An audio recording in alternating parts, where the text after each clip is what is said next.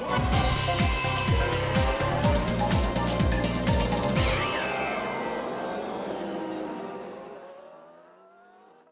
Toby David with Channelshift, and today we're at the world-renowned Ferg Sports Bar in St. Petersburg, Florida, a stone's throw away from Tropicana Field, home of the Tampa Bay Rays. It happens every year. A big-name player is subject to trade speculation, and the fans of that player cause an uproar. How can you trade our best player? Our team's quitting. Those are some of the common reactions.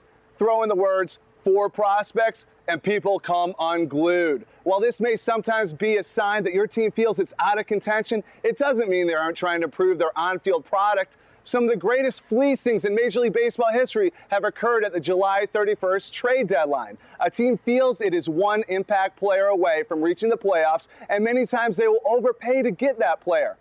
How do they overpay? By including elite prospects. Why do some people become so unhinged when prospects are involved? Manny Ramirez was a prospect, so was Johan Santana and Roy Halladay. This isn't a sign your best team is giving up. It says your favorite team is looking at the big picture. The Blue Jays have zero shot of competing in the AL East this season and next. They are staring at 3 of the best teams in baseball above them in the standings. What good is hanging on to a player like Roy Halladay for 1.5 years?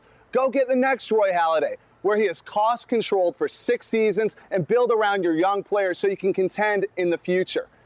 Imagine you're a Cleveland Indians fan in 2002, and your team just traded away your top pitcher in Bartolo Colon. Your team has given up?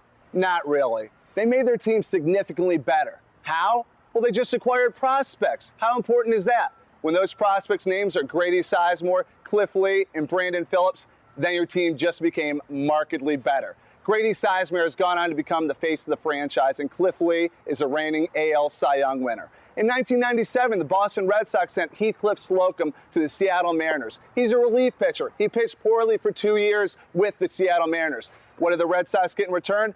2 prospects. Go ask your local Red Sox fan how that trade worked out, considering Derek Lowe and Jason Varitek are what they got in return. Not all trades are created equal. In 1987, the Atlanta Braves were saddled with a young pitching prospect in exchange for their top pitcher in Doyle Alexander. Alexander went on to pitch for the Detroit Tigers and bring them the AL East crown. The Braves fans were irate, as they should have been. They were left with some kid they'd never heard of, a whippersnapper named John Smoltz. I'm Toby David for Channelshift, and I'll be seeing you on the web.